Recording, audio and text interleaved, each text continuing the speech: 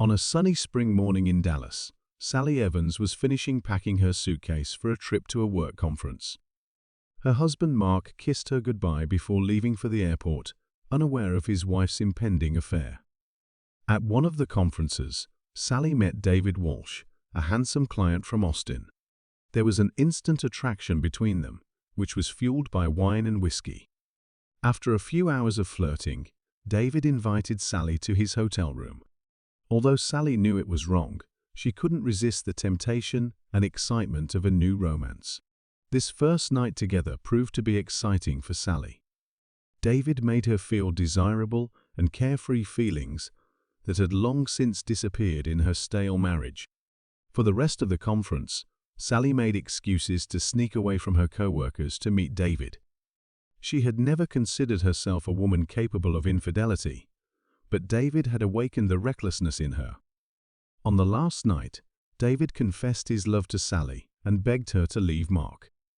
The fantasy of their affair suddenly collided with reality. Stunned, Sally ran into her room and burst into tears. What had she done? How could she throw away 15 years of marriage over a silly affair? Guilt plagued Sally on the flight home. She decided she would end her relationship with David and devote herself to rebuilding her marriage. But when Mark met her at the airport with a bouquet of flowers and an impatient kiss, regret came over her again. Now Sally had a secret that could destroy their family. While Mark chatted happily about the kids and his work week, Sally thought only of her betrayal and whether Mark would forgive her. For weeks after the conference, Sally tried to act normal with Mark and pretend the trip had been uneventful. But the guilt was eating away at her. She stopped responding to David's messages and calls, despite his pleas to continue the affair. Mark, sensing something amiss in his wife's behavior, repeatedly asked Sally if everything was all right. She brushed it off, attributing it to stress at work. The burden of her secrets was becoming unbearable, but Sally could not bear the thought of having to confess what she had done. 2 months later, Sally discovered she was pregnant. A paternity test confirmed that David was the father of the child. Sally was completely distraught, realizing that now she had no choice but to tell her husband the truth. Mark was completely devastated by Sally's admission of infidelity. He angrily peppered her with questions, wanting to know the details of each affair. Through tears, Sally told him about David and how she had cheated on Mark many times during the trip. That night, Mark slept in the guest room, and Sally lay awake, sobbing and trying to comfort the 2 small children. In the morning, Mark left for work without saying a word to his wife. Over the next few days, Sally tried desperately to apologize and explain herself to Mark. She swore that she had ended her relationship with David forever and begged Mark to give her another chance. But Mark was completely withdrawn, spending most evenings alone at a friend's house. 2 weeks later, Sally received her divorce papers. Although she had expected it, she was still devastated that after 15 years of marriage, they hadn't even tried marriage counseling. Sally learned a painful lesson: sometimes betrayal cannot be undone, no matter how hard you try to make amends. The divorce proceedings were long and agonizing. Mark sought full custody of the children, ages 10 and 12, not wanting them exposed to Sally's irrational behavior. Sally fought hard, not wanting to lose the children, but the cheating scandal undermined her authority.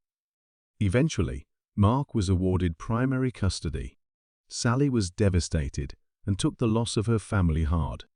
She settled into a small apartment alone, and Mark quickly moved on, finding happiness with a new girl named Becca. Sally's children gradually rebuilt their relationship with their mother over time, but were never able to fully trust her after the affair. As Sally's pregnancy came to an end, she contemplated whether to contact David about their child. She decided it was best not to. David made no attempt to contact her after the relationship broke down, making it clear he wasn't interested in parenthood or commitment. Sally gave birth to a baby girl who was named Emily. Although Emily would now grow up in a single-parent household, Sally was determined to be the best mother she could be, hoping to right the wrongs of her past. Raising Emily alone proved difficult, but it gave Sally's life new meaning. She found redemption in creating a stable and loving home for her daughter. Deeply remorseful for her betrayal, Sally was grateful for this blessing that resulted from her mistakes. Over the years, as Emily grew older, Sally gradually rebuilt her relationship with Mark for the sake of their 3 children. Although they never reconciled romantically, they managed to become civil parents. Sally also regained trust in her older children and became very close to them as they became adults. She hopes that her story will teach them that no one is immune to fatal mistakes, but redemption is possible if one is willing to learn and become a better person. Years later, when Emily turned 18, she decided she wanted to meet her biological father. Against Sally's advice, she tracked down David Walsh, who still lived in Austin and worked for the same company. To Emily's disappointment, David wanted nothing to do with her. He was married, had 2 young sons, and saw Emily as a threat to his new family. He unceremoniously rejected her request to be involved in her life. Emily was very upset at being abandoned by her birth father again. Emily realized that family comes in many forms, and that it is the people who come to your aid that matter. She was grateful for her mother's love, and for Mark, who graciously accepted Emily as his child, despite the painful circumstances of her birth.